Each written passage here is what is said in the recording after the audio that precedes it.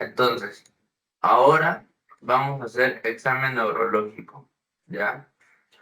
Eh, Acá tenemos la importancia de la historia clínica, ¿ya?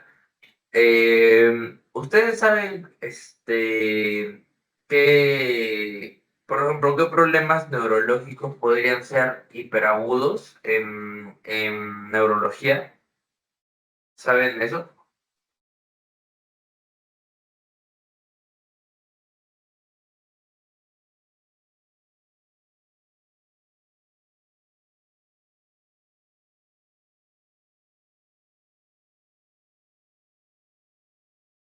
Bueno, pues llamamos hiperagudo en algunos problemas, ¿ya? Eh, ¿Como cuáles? Esto, como por ejemplo, los problemas vasculares, ¿ya? Los problemas vasculares vienen a ser hiperagudos. ¿Por qué? Porque suscitan de la nada, ¿ya? Cuando te da una segura, literalmente, ¡pum! El paciente lo siente y literalmente se desarrolla en segundos. ¿Ya? Entonces nosotros, para saber, para tener una buena historia clínica, necesitamos varias cosas, ¿ya? Para que entiendan. Entonces, necesitamos, número uno, saber el curso del cuadro clínico. Este puede ser hiperagudo, agudo y subagudo, ¿ya? Y también crónico, ¿ya? Eso es lo primero que necesitamos saber. Entonces, acá tenemos el índice. El curso, que fue lo que le dije que era lo primero que tenían que ver, las funciones superiores, lenguaje y memoria, fuerza muscular, tono muscular y reflejos, términos y sensibilidad y signos meningios. Y acá por último he agregado uno más ya, que van a ser, pares craneales. Listo. Entonces, justo lo que le dije, curso de cuadro clínico, importante, miren los vasculares, segundos, minutos, horas, y de ahí se da a veces en semanas, ¿ya? Entonces, ¿por qué decimos que un vascular es hiperagudo? Por esto, ¿ya? Porque básicamente es eh, es al segundo, ¿ya? Ahora, lo siguiente que sigue el hiperagudo es el agudo. Ustedes, les pregunto, ¿no? ¿Saben qué tipo de problemas podrían ser agudos? En el tema de la neurología, obviamente.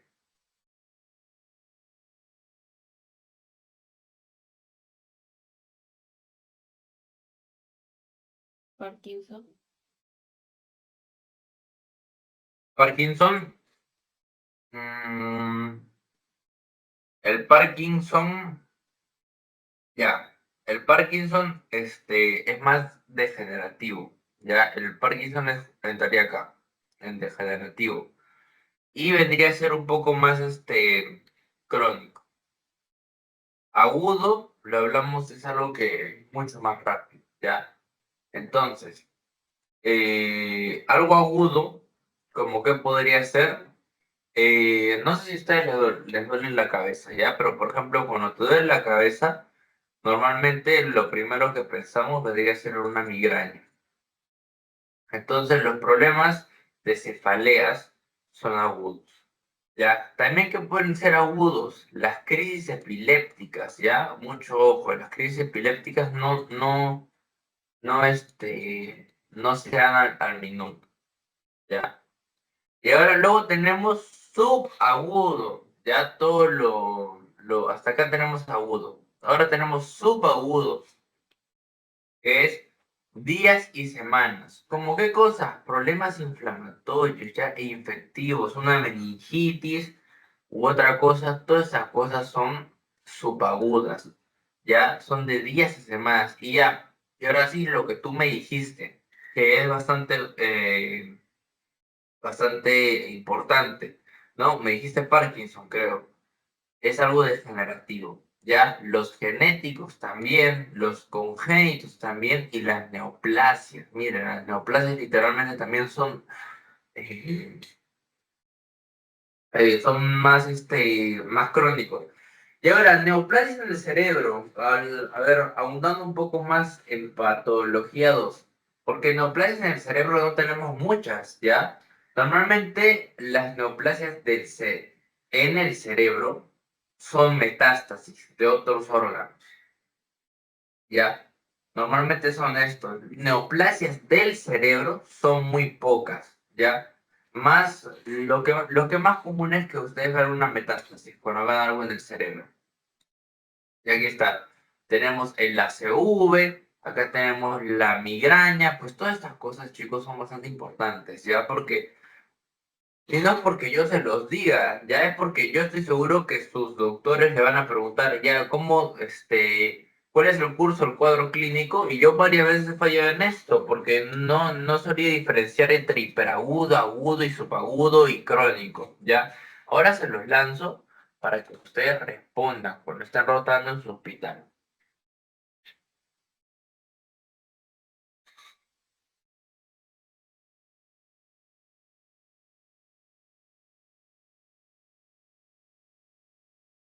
Ahora, les había dicho, ¿no? Que era importante. Mm, ¿Dónde se controlan las funciones mentales superiores? ¿Se acuerdan? Porque le dije que había una parte del cerebro que las funciones mentales superiores eran bastante importantes. En la anterior clase lo puse, ¿ah? Se controlaban por una parte del cerebro. ¿Lo saben?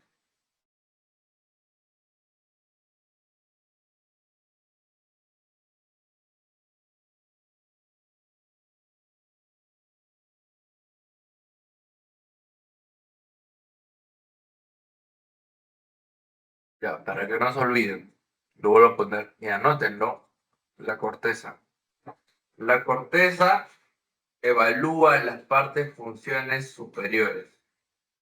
En la anterior diapositiva estaba, ¿ah? Porfa, apréndanselo, ya no se olviden de eso. Entonces, les dije que lo iba a tomar, ¿ah? También se lo repetí en la anterior. Le dije, ¿cuáles son estas? La orientación, las náuseas, la atención, las funciones ejecutivas, las praxias, lenguaje y memoria. Entonces, ¿esto qué es lo que hace? Son capacidades que ponen en juego la integridad de un sistema de organización de la información perceptual. El aprendizaje, la rememoración, perdón, del aprendizaje anterior, integridad de los mecanismos córticos subcorticales que sustentan el pensamiento y la capacidad de tratar dos o más informaciones o eventos simultáneamente. Entonces, nuestras funciones superiores, como es algo bastante importante, ¿qué es lo que tenemos que hacer? Evaluarlo. Tenemos que evaluarlo. Tenemos que hacer una exhaustiva semiología en eso, ¿no? ¿Y qué tenemos? Empezamos por las náuseas, ¿ya? Porque es un término que seguro no han escuchado, porque no es algo que obviamente puedas entender por solo escucharlo. Las náuseas, ¿qué es esto? La capacidad de reconocer el significado de un estímulo, dada una percepción. Por ejemplo, yo, no sé, acá tengo monedas, ¿ya? Las siento con la mano, pues yo sé que son monedas, porque las estoy sintiendo acá, ¿no? Tengo monedas acá.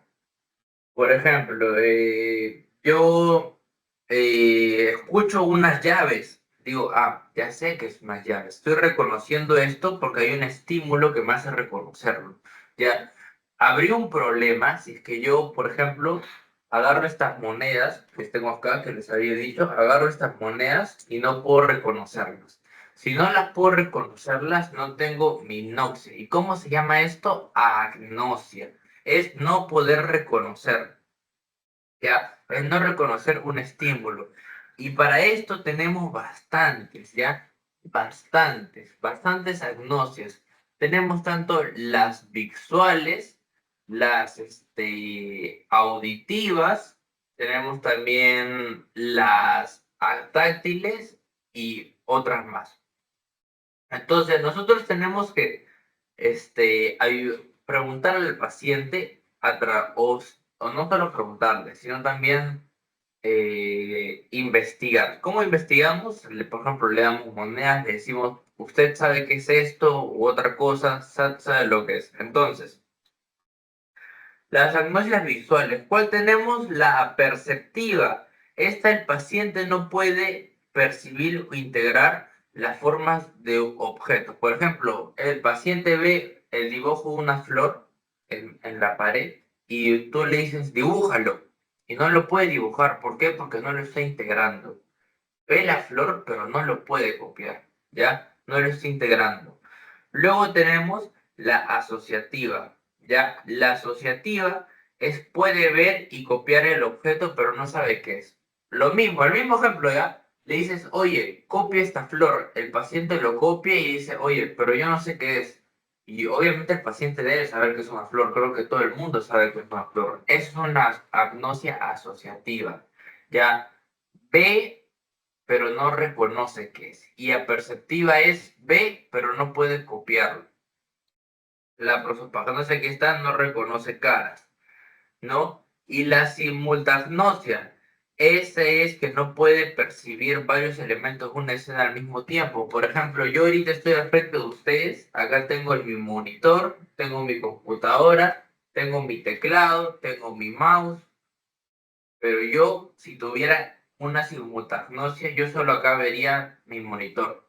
No podría reconocer mi teclado ni mi computadora, ¿no? Así ustedes seguro están similar. Por ejemplo, ven su escritorio, ven sus lápices, ven su pantalla.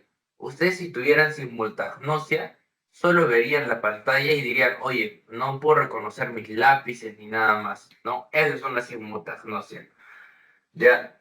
Esta cosa no se la tienen que aprender todas, simplemente sepan que es una agnosia, ya con el tiempo lo van a ir implementando su cerebro con la práctica, ¿ya? Luego tenemos la agnosia auditiva, la sordera cortical, la misma agnosia auditiva, la musia sensitiva, el músico no puede reconocer, ¿no? Es la incapacidad de reconocer música y la prosodosia negativa, ¿ya? Luego tenemos las agnosias táctiles. Estas son más preguntadas. Mucho ojo ya. La esterognosia. ¿Qué es esto? Incapacidad de reconocer al tacto con los ojos cerrados. Lo que les dije, las monedas. Acá tengo mis monedas. Yo a mí mismo me digo, cierro los ojos, reconozco que son monedas. Ya, el paciente si tiene asterognosia no reconoce que son monedas, no sabe lo que es. Ya, y finalmente la autotopagnosia. Y las otras tenemos asomatognosia. También esta es bien preguntada, ¿ya? Es no reconoce partes del cuerpo como propias. Yo me toco mi mano y digo, pucha, esto no es mío. Eso básicamente es asomatognosia. Y luego la anosognosia. Entonces, eso es bastante importante, pero lo tiene que aprender apenas solo lo que es la agnosia, ¿ya? Eso es lo único importante. Y ahora, las praxias. Acá justamente lo pongo, ¿no? Son habilidades motoras aprendidas con una finalidad determinada para manejar bicicleta, nadar, auto, etcétera. Son cosas que has aprendido tú y básicamente eso es la praxis. Ya también parte importante de las funciones superiores. Entonces, ¿cuál tenemos? La praxis motora es la capacidad de repetir e imitar movimientos de una forma serial. Acá ven cómo se lo está poniendo el paciente, ¿no? Hacemos ciertos gestos con las manos en el paciente, en su espalda, y él tiene que tratar de repetirlos. ¿Ya? Acá no lo está haciendo, ¿se dan cuenta? Eso es la praxis motora, acá no lo tiene. Y la praxis ideatora, como su mismo nombre lo dice, ideatora, estás ideando. Entonces le pedimos a un paciente que imagine un movimiento. Usted tiene al frente ingredientes para un sándwich, prepárelo y se verifica, ¿no? Si se hace. Ahora, les quiero hacer una pregunta, ¿ya? Y espero que la respondan. ¿Cómo se llama la agnosia que te da la incapacidad de reconocer objetos por el tacto con los ojos cerrados? El ejemplo que le dije con las monedas. ¿Cómo se llama esa agnosia?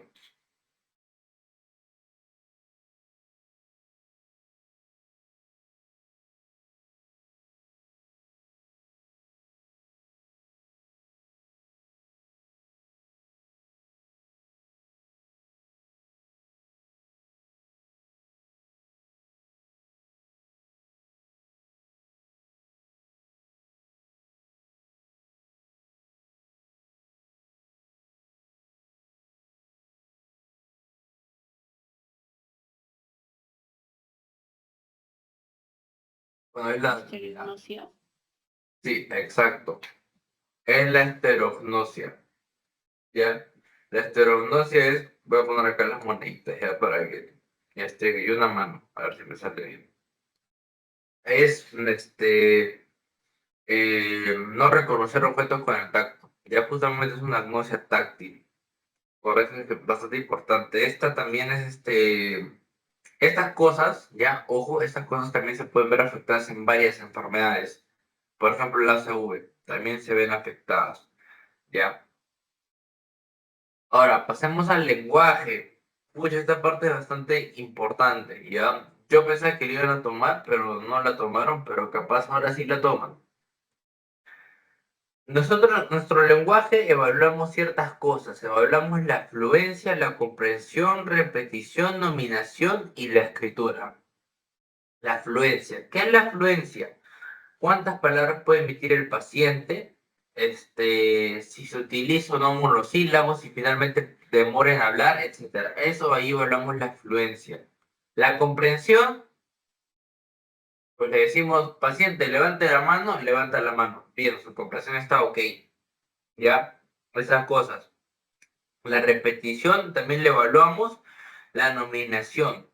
Lo voy a poner acá porque no lo puse. La nominación. Ya escuchen. ¿Qué es la nominación? La nominación es, le presentas un objeto al paciente y le preguntas, oye, ¿qué es esto? Y obviamente de esta manera podemos distinguirlo de una agnosia visual. Debemos evaluar si sabe para qué sirve el objeto. ¿Ya? Con una agnosia visual no vemos el objeto. En cambio, si acá lo vemos, debemos preguntarle para qué sirve esto, si lo reconoce, y también a veces en la nominación no lo puede nombrar. ¿Ya? Entonces, por eso lo diferenciamos, porque la agnosia visual, este, el paciente no lo ve. En cambio, aquí debemos evaluar si es que lo sabe, si es que sabe para qué sirve y si es que lo reconoce. Pero cuando no lo puede nombrar, estamos hablando de que estamos evaluando la nominación, porque ahí el paciente no va a poder nombrarlo, pero sí va a saber para qué sirve y otras cosas más.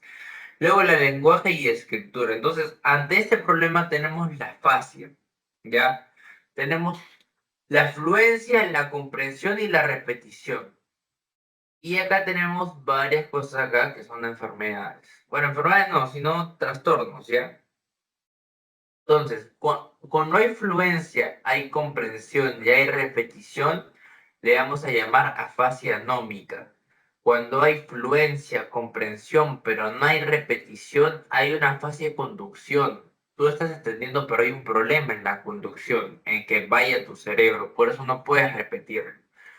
¿Ya? Cuando hay fluencia y no hay comprensión ni repetición, estamos hablando de afasia de Wernicke.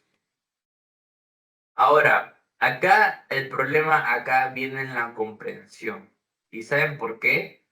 Porque hay comprensión, perdón, no hay comprensión y como no hay comprensión, tú no puedes repetir porque no comprenden lo que te dice el doctor, ¿ya? Entonces los pacientes con esto tienen el problema en la comprensión y por la información no repiten. ¿Por qué no repiten? Porque no entiendes. Tú no puedes repetir lo que no entiendes, ¿ya? Luego tenemos la fascia motora transcortical. Esta no hay fluencia, pero sí hay comprensión y repetición. Y luego tenemos la fascia de Broca. Acá no hay fluencia, no hay repetición, pero sí hay comprensión. Acá lo único que hace el paciente es comprende, pero no puede hablar. ¿Ya? Y luego tenemos la fascia mixta transcortical. No hay fluencia, no hay comprensión, pero sí hay repetición. Y luego tenemos la fascia global, que es básicamente todo negativo, ¿ya? Entonces, acá un tip bastante importante, si se dan cuenta, la fascia motora transcortical, la fascia mixta transcortical y la fascia sensorial transcortical, en todas de ellas siempre pueden repetir. Miren, acá repite y acá repite. Entonces es un tip, ¿ya? Esto no lo tomaron en mi caso. Creo que lo pueden tomar. Apréndanselo, porfa. Luego tenemos la memoria. importante, ¿la memoria para qué? Alzheimer. De frente cuando hablen memoria, Alzheimer, ya lo saben ustedes, ya, porque se lo estoy diciendo. Entonces, clasificamos la memoria y lo dividiremos en semántica y en memoria episódica. La episódica, ¿qué es? En espacio y tiempo. La semántica, ¿qué es? Los conceptos. Ahí está. Entonces, episódica, memoria personal o autobiografía, sujeta a parámetros espacio-temporales, es decir, lo que hice la semana pasada, la capacidad de adquisición y de información de origen específico temporal, y esa se recuerda de manera consciente. Y la semántica, memoria de hechos generales, ¿no? De llegar al contexto para aprender significados de nuevas palabras, independiente de los espacios temporales, la capacidad de adquisición sobre hechos generales, ¿no? Por ejemplo, ¿qué es una iglesia? Ya sabes qué es, ¿no? Eso básicamente me refiero. Entonces, ¿cuál es la ustedes, a ver, pregunta, ¿ustedes cuál creen que es la memoria que se afecta en el Alzheimer? Miren, acá son conceptos generales. ¿Qué es una iglesia? ¿Qué es cuántos años tengo? Etcétera. Y en cambio, la episódica son vivencias que tú has vivido. Por ejemplo, lo que hiciste la semana pasada, lo que hiciste hace unos días. ¿Ya? ¿Ustedes qué memoria creen que se afecta en el Alzheimer?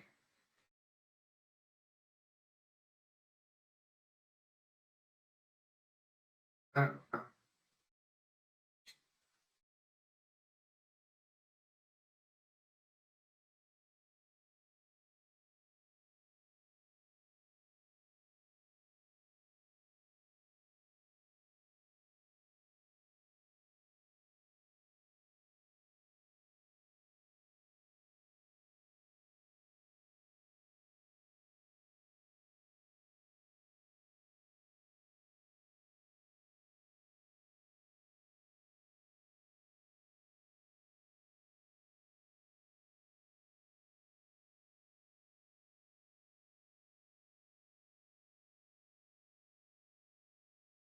Bueno, es bastante importante que ustedes sepan que la episódica es, ya acuérdense, la episódica está ligada al hipocampo, ya al hipocampo, y esta se ve afectada en el Alzheimer. La episódica es la que se afecta en el Alzheimer, ¿no?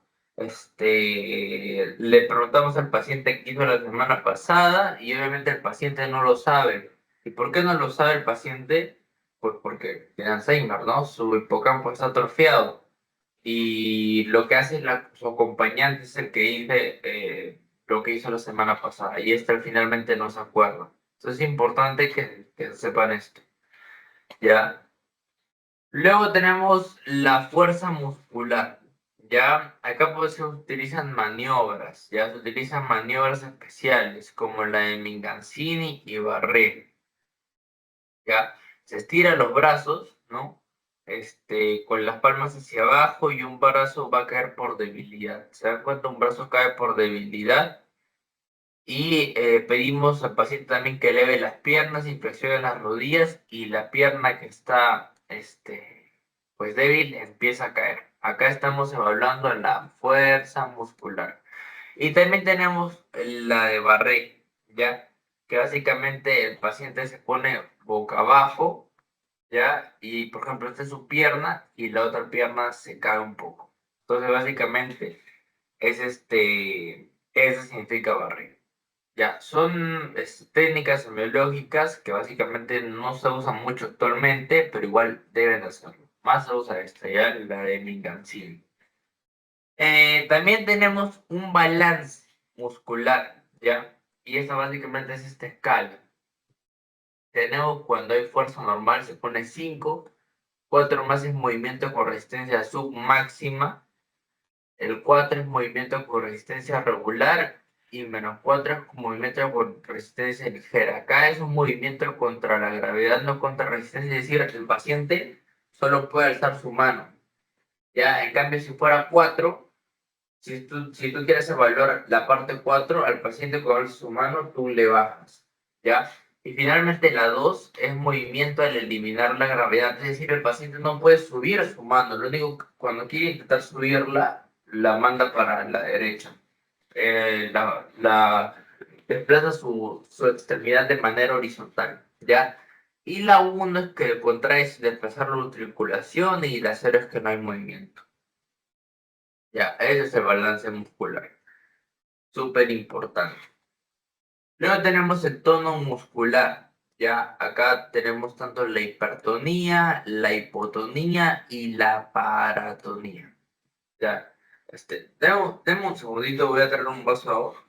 Tengo un poco de sed. Un segundo regreso.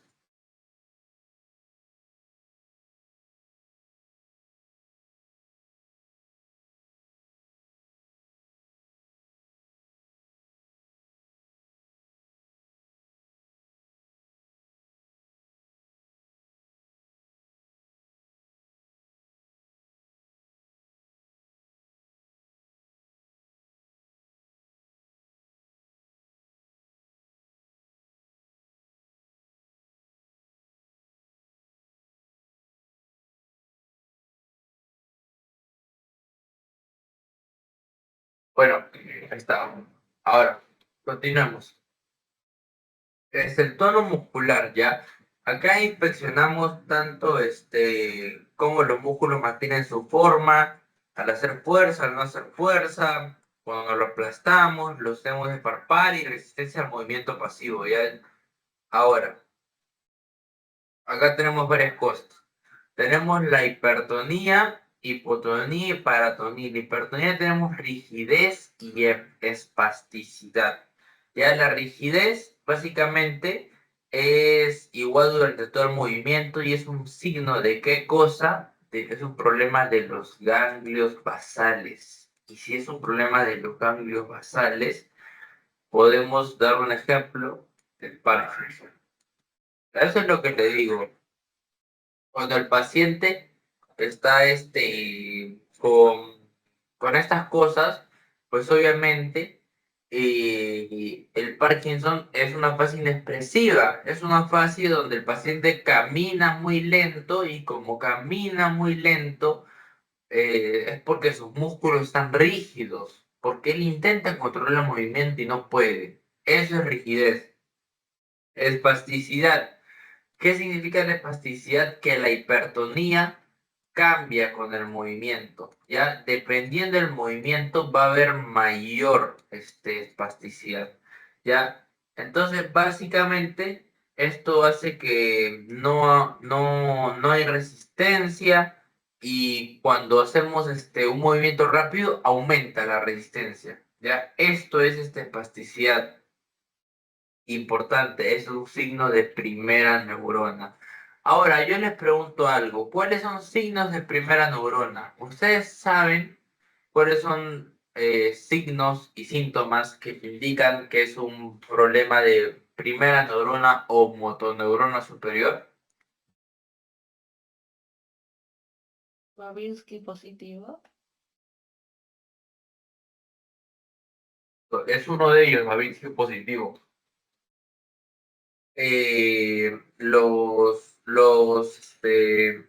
Los Babinski hay misceláneos también a ¿no? Hay Oppenheimer, pero hay varios de estos, ¿no? Pero Babinski positivo sí es uno, es un signo patológico, ¿ya?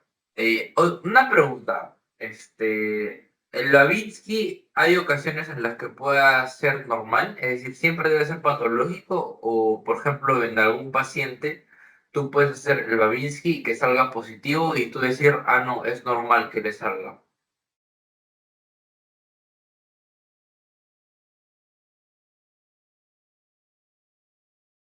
Creo que en niños o bebés. Exacto. Claro, el signo de Babinski es normal en recién nacidos. ¿Y por qué ocurre Porque en recién nacidos la vía piramidal, que básicamente es toda esa parte de la primera neurona, no está completamente mielinizada. Y como no está mielinizada, no existe la inhibición eh, de los movimientos, ¿no? Como básicamente es el Babinski, ¿no? Y pues no existe esta inhibición y obviamente hay reflejos primitivos, ¿no? Es normal en bebés, ¿no? En recién nacidos, ¿no? En recién nacidos más que bebés. En adultos sí es patológico, ¿ya? Ahora, Babinski positivo es uno de ellos, ¿ya? Y esto es algo que preguntan mucho, ¿ya? Tanto los problemas de primera neurona, es algo que preguntan bastante. ¿Hay otros signos principales que ustedes conozcan de primera motoneurona? Quiero que me mencionen uno. Hay uno que es bastante importante, ya que siempre se evalúa. Es de las primeras cosas que evaluamos.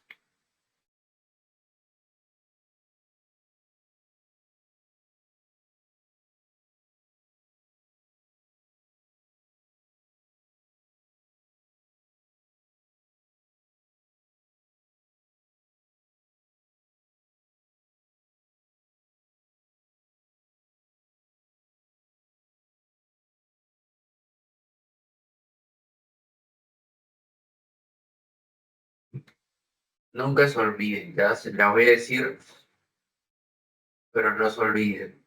Acá estamos evaluando todo muscular, nos hemos ido un poco por las ramas ya, pero por lo menos está en la misma diapositiva. Cuando nosotros evaluamos un paciente para ver estas cosas, evaluamos esto, los reflejos.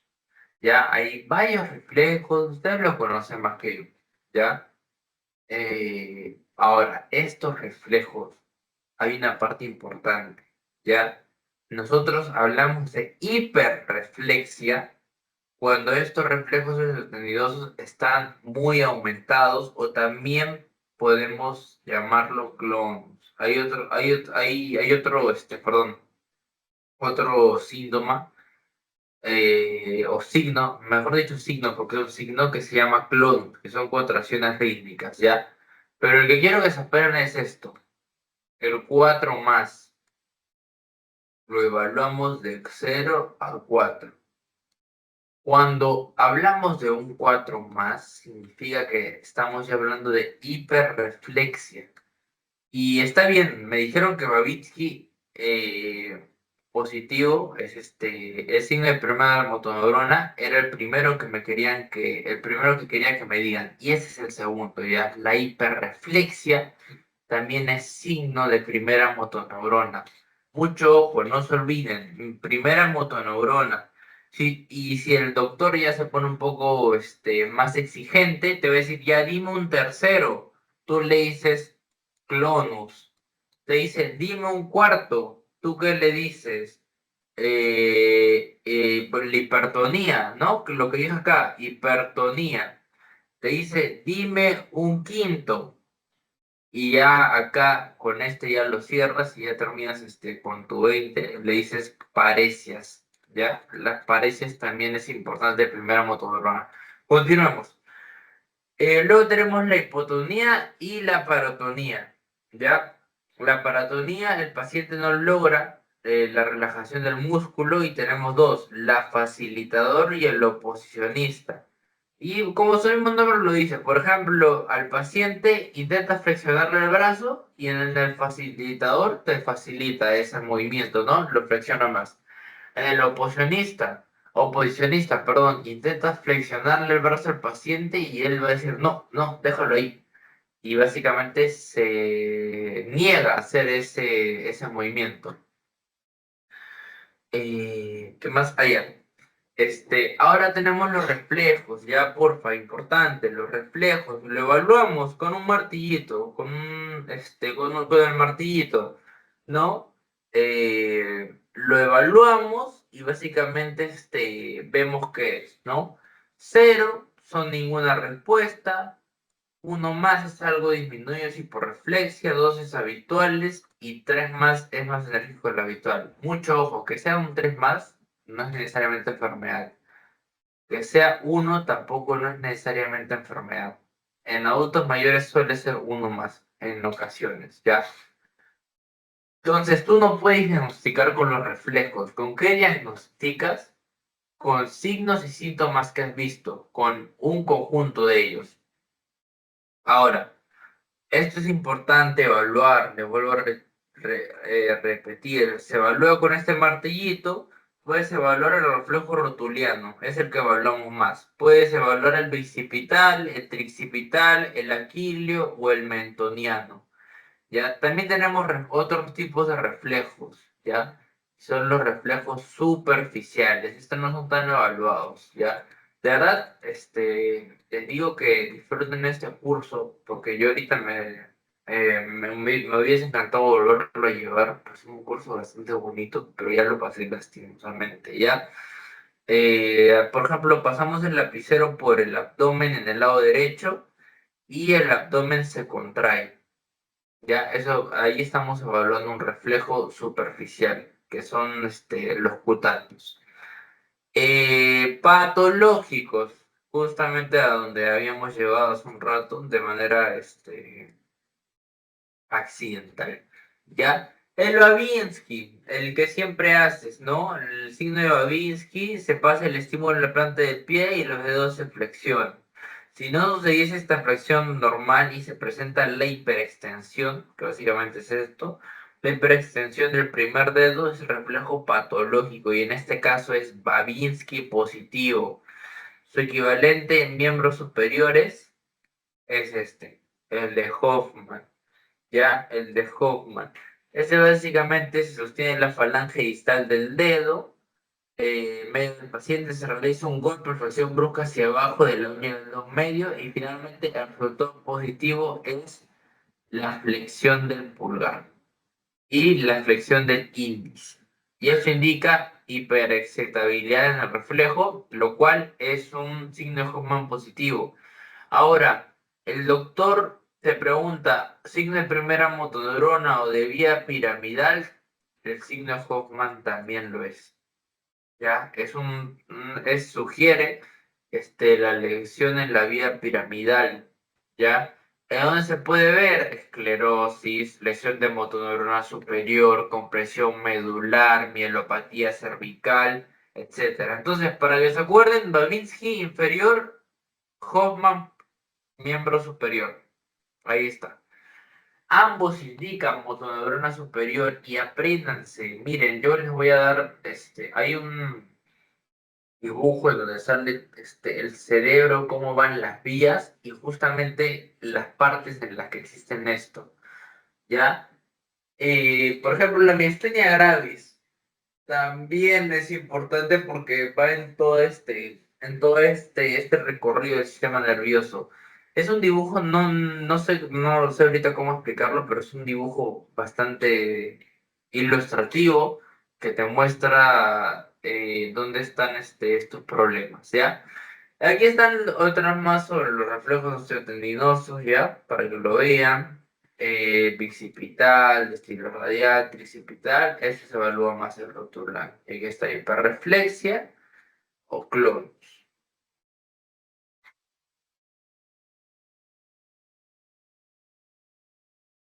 Ahora pasemos a los términos. Porfa, aprendas esos términos. Alodiña.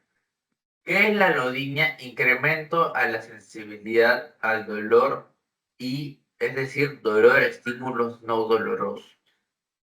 Mira, por ejemplo, yo te toco acá y te duele. Y eso es porque tu umbral de dolor ha disminuido demasiado. En esta, miren, paciente con migraña, dolor al peinarse. La aloestesia, algo que es distinto, ojo, algo es distinto. Un alotrasplante es distinto. O sea, es un trasplante o aloinjerto. Por ejemplo, un aloinjerto que vendría a ser injerto de otra persona hacia ti. Alo significa distinto. Entonces, ¿qué es aloestesia? Es percepción de un estímulo sensitivo en un sitio distinto a donde se produjo. Por ejemplo, te tocan acá y tú lo sientes por abajo, en tus piernas. Pues eso es aloestesia. Analgesia, como su mismo nombre lo dice, tú tomas analgésicos, te disminuyen el dolor, ¿ya? La ausencia de sensibilidad al dolor. Asterognosia, lo que les dije, incapacidad de reconocer objetos al tacto. Acá también está. La anestesia. Mire, ¿cuál es la diferencia entre anestesia y analgesia? ¿Saben? Ahí está, para que lo lean.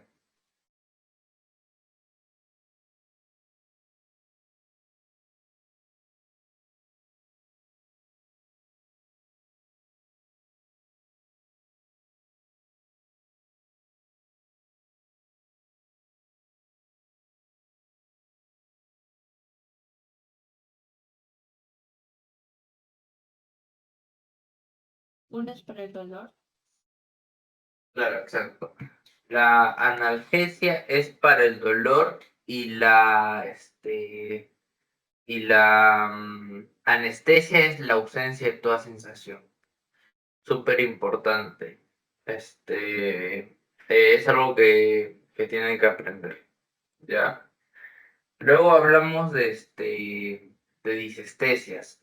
Las disestesias también es importante. Sensación displicente dolorosa, anormalmente pervertida o espontánea tras un estímulo doloroso, frecuentemente acompañada por parestesia. La hipoalgesia es disminución de la sensibilidad dolorosa, hiperalgesia, aumento, hiperpatía, dolor anormal, respuesta a estímulos no dolorosos, en especial repetidos, la sinestesia, sensación de movimiento, palestesia, sensación vibratoria, disminuida hipopalestesia y ausente apalestesia, y las parestesias. Estas son sensaciones espontáneas normalmente en ausencia de un estímulo específico. Por ejemplo, podrían ser frío, calor, adormecimiento, hormigueo, quemazón, etc. Esas son sensaciones muy distintas a lo que en teoría podías eh, pues sentir, ¿no? Súper importante que se aprendan esto ya, chicos. ¿Qué más? A ver, ¿qué más? Mm, Sensibilidad, a ver. Pasemos a la sensibilidad. Ya la superficial, aquí estamos hablando. Uy, no es el esto. Hay aquí. Termoalgesia y tacto superficial protopático y el tacto superficial epicrítico. En la termoalgesia, ¿qué estamos viendo? La sensibilidad a la temperatura. ¿Se evalúa con qué cosa? Con estímulos fríos o calientes. Por ejemplo, con la parte metálica del martillo, es más fría, ¿no? Por bastante, ¿no? El dolor lo evaluamos con algún estímulo doloroso con agujas, ¿no? Por ejemplo, el protopático es la sensibilidad de las texturas. Puedo decir, mi mesa es más suave, mi escritorio ahorita es más suave que, por ejemplo, mi pared, ¿no? Algo así. Y el epicrítico permite reconocer características detalladas, ¿no? De características más finas, ¿no? Como distinguir monedas, etcétera. La sensibilidad profunda, hablamos de la palestesia, que es la sensibilidad vibratoria, este, que es cuando vibra algo, ya sabemos que está vibrando. La batiestesia es la sensibilidad posicional, es decir, puedo colocar el brazo del paciente, del mano en una posición así, y el paciente podría hacer lo mismo con la otra mano, ¿no? Para evaluar su batiestesia. La sinestesia es la estabilidad del movimiento y de ahí el dolor a la presión profunda. Y luego la cortical, pues la esterognosia es la capacidad de reconocer objetos con las manos, la grafestesia, que es dibujar números o cosas, discriminación de dos puntos, básicamente a qué distancia puedo colocar dos puntos para que el paciente reconozca como que estén separados. Acá el paciente ya puede reconocer que están separados. Paragnosia, que dije, el reconocimiento de distintas presiones, ¿ya? Y la localización del estilo, súper importante. Uy, eso es bastante importante. Y acá tenemos los signos meningios, porfa. Los signos meningios. Eh, ya. Tenemos el primero, rigidez de nuca. Cuando tú hablas de rigidez de nuca, ya sabes que estás hablando de lo más probable es que es un signo meningio, ¿ya? Se flexiona la cabeza y hay alguna resistencia al movimiento. Y tenemos estos, apréndanselo a Brudzinski y Kerning. En Brudzinski elevamos la cabeza y el paciente flexiona las rodillas de forma refleja. Evalúenlo. Yo lo he visto presencialmente, ¿ya? Y en Kerning elevamos la pierna extendida y el paciente flexiona la rodilla de forma refleja. Entonces, no se confundan Brudzinski con Babinski. Ya he visto que personas que se confunden. Ya no se confundan. Y eso básicamente es. Ya, ahora, nosotros tenemos también síndromes sensitivos. Ya, esos síndromes sensitivos son pues importantes. Ya tenemos la hemihipoestesia directa, tanto la cara como toda la mitad del cuerpo de este lado está afectada, ¿ya?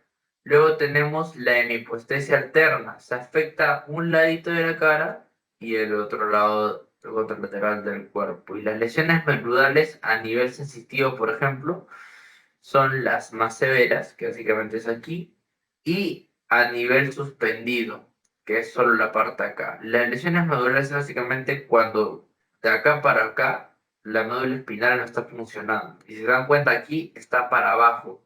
Acá que va a haber disfunción autonómica, ¿ya? Disfunción autonómica. Listo. Y pues arriba no es tan grave, pero es centromedular. Luego tenemos la pérdida de sensibilidad en Walter y calcetín. Miren, aquí está. Importante también. Pérdida, y de ahí tenemos bronce cuarto. Esta es muy buena. La vamos a explicar más adelante porque su fisiopatología es bastante bonita, ¿ya? Bronce cuarto es la pérdida de la sensibilidad superficial en un lado y la termorfésica en el otro. ¿Ya? Es una disección medular, ¿ya? Y básicamente esto, los de acá, son pérdidas sensibles en un trayecto de nervio o raíz. Miren, acá toda esta parte está siendo afectada y acá toda esta parte también está siendo afectada. Bueno, antes de pasar a pares craneales, pues tenemos también movimientos involuntarios, ¿ya? Los movimientos hipocinéticos, acá lo voy a poner, ¿ya? Hipocinéticos. ¿Qué vienen a ser los hipocinéticos? Que obviamente son movimientos disminuidos, como cuál el Parkinson. ¿Ya? El Parkinson.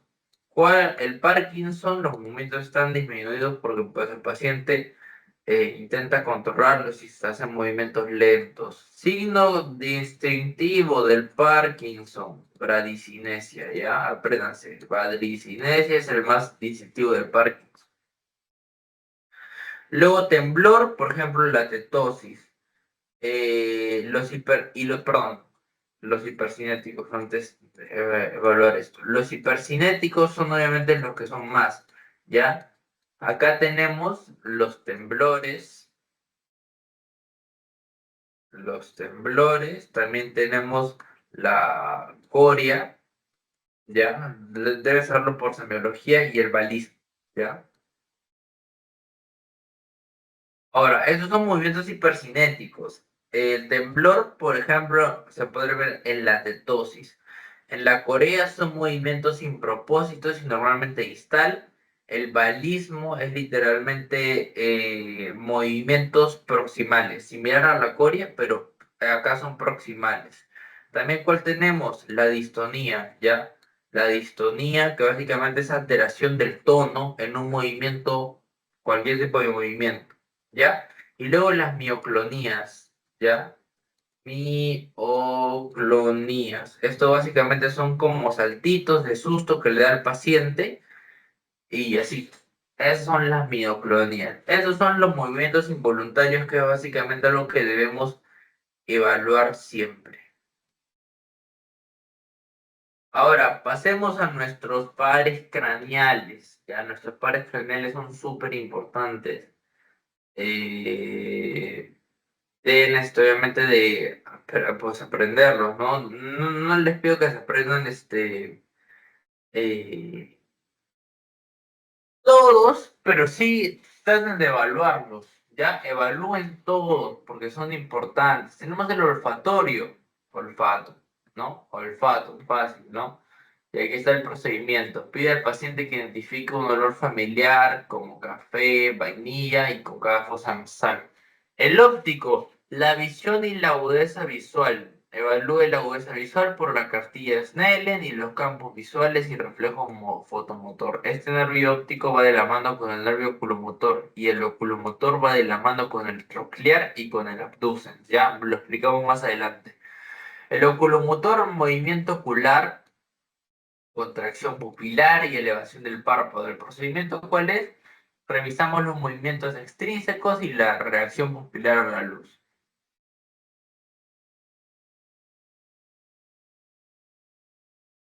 Luego el troclear es el movimiento ocular, pero de hacia abajo hacia adentro, por el músculo oblicuo superior. Y el procedimiento se pide al paciente que mira abajo y hacia adentro y ahí lo estamos evaluando. El trigémino es mixto, es un nervio motor y sensitivo, ¿ya? Sensación facial y masticación. Evaluamos, por ejemplo, la sensibilidad facial con algodón o alfiler y el reflejo corneal. Se pide al paciente que apriete la mandíbula. Y el abducens, básicamente se pide al paciente que mueva los ojos de manera lateral. Nervio facial, hay una expresión facial del gusto, el lagrimeo, salivación, básicamente es todo lo que sentimos en la cara, ¿ya? La cara, el nervio el nervio vestibulococlear, la audición y el equilibrio. Sabemos dónde estamos y podemos entender todo eso. Y el procedimiento que se hace, la prueba del susurro o del diapasón y la prueba de Romberg para el equilibrio. Nuestro nervio glosofaringio, la función, el gusto, el tercio posterior de la lengua, la deglución y el reflejo nauseoso. El procedimiento se evalúa este reflejo y finalmente el gusto en la parte posterior de la lengua. El nervio vago, parasimpático, en otras palabras, voz, deglución y control parasimpático. Ahí está. El accesorio, movimiento del hombro y de la cabeza. Acá básicamente giramos la cabeza del paciente y que obviamente lo giramos contra la resistencia, contra nuestros bracitos. Y el hipogloso, gloso de lengua, movimiento de la lengua. Se pide al paciente que saque la lengua y observamos cómo se ve su lengua. Ahora, vamos a ahondar en algunos de estos, ¿ya? Unos importantes. Entonces, separado acá que son los más importantes, ¿ya? Acá les acabo de dar como un breve repaso, pero los de acá son los más importantes. Nuestro primer par craneal es el olfatorio. Ya necesitamos estímulos que generen olor. Se hace empleando olor familiar y no irritantes, como el café, alcohol, tabaco y perfume. ¿Cuáles son las causas de alteración? Traumatismos craneales, eh, lesiones en las porciones basales de los lóbulos frontales, meningiomas en el tracto olfatorio, infecciones nasales. Trastorno del olfato, por ejemplo, la abolición de la producción de olores de anosmia, disminuida hiposmia e incrementada hiperosmia. Ahora les pregunto algo. Díganme, ¿ustedes conocen una enfermedad que te dé anosmia? Una enfermedad infectiva, para ser preciso, que te dé anosmia.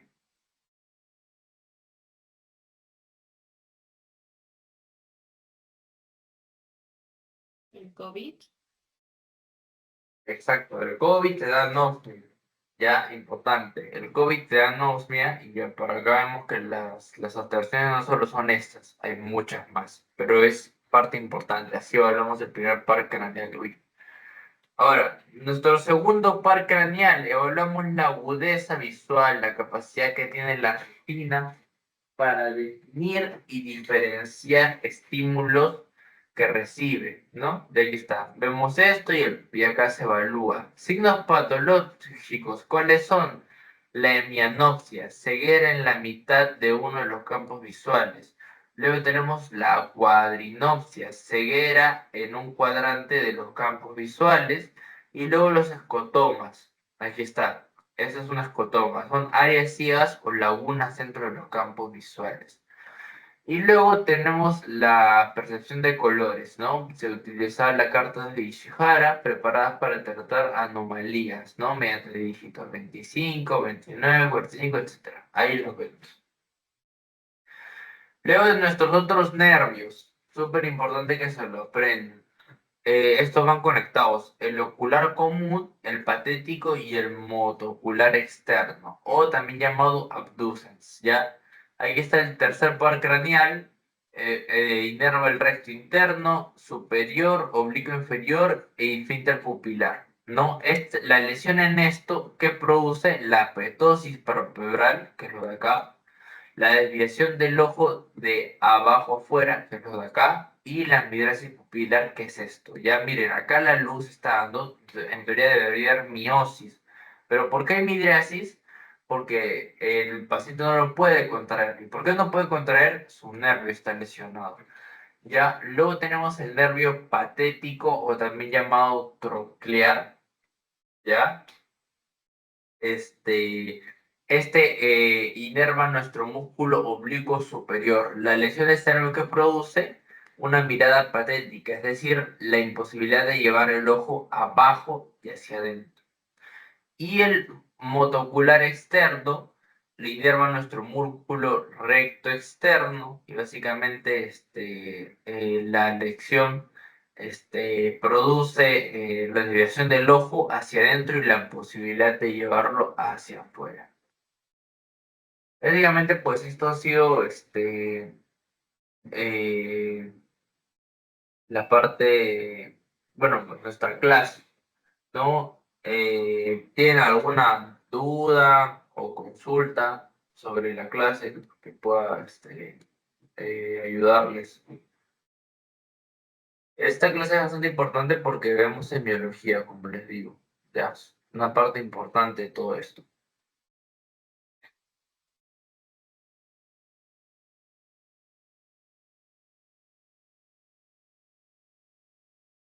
Preguntas, dudas, reclamos, todo es aceptado aquí, o preferencias.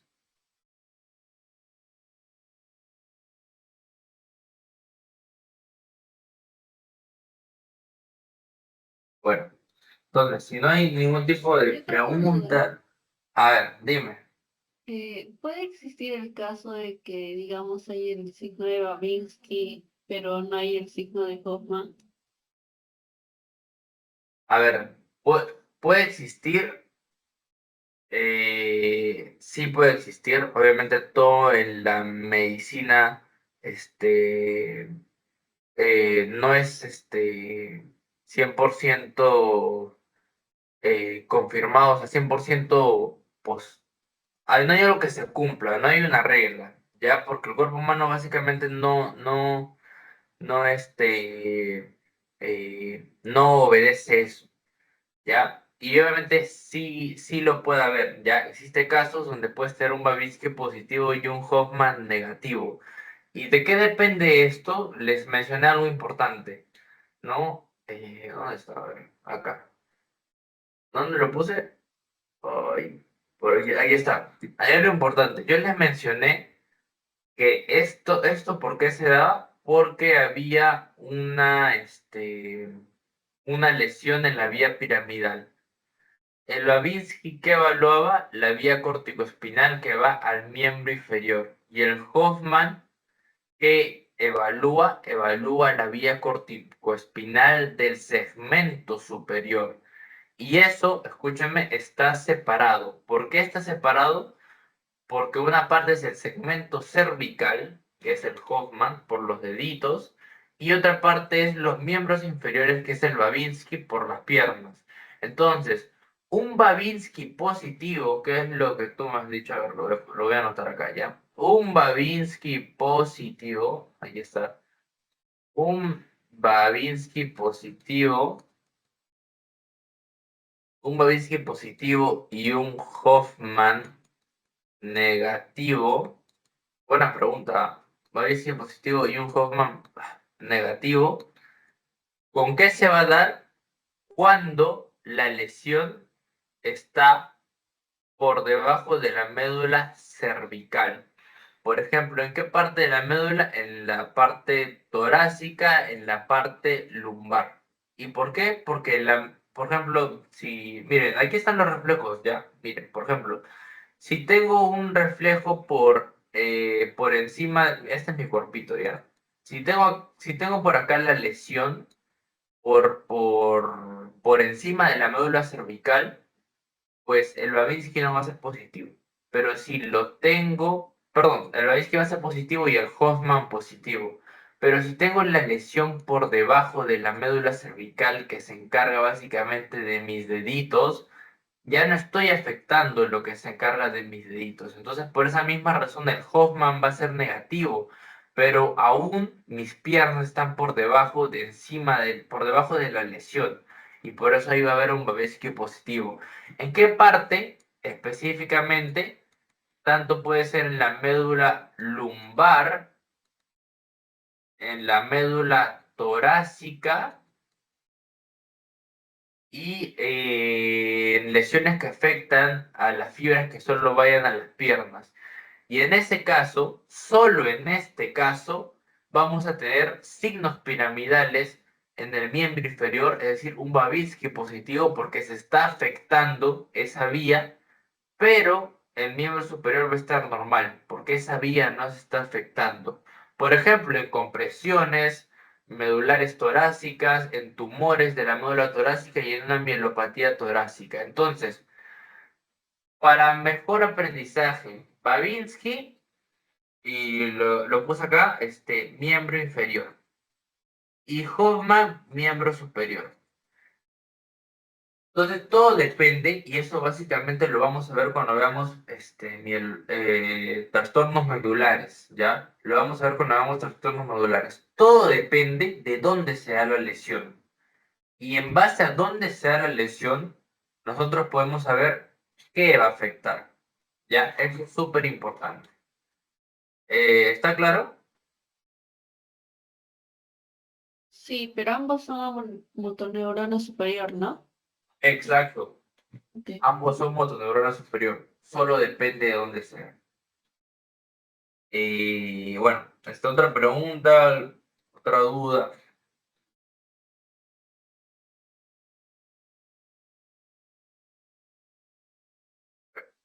Si no hay otra más, se voy a dejar de compartir y les paso el post por acá.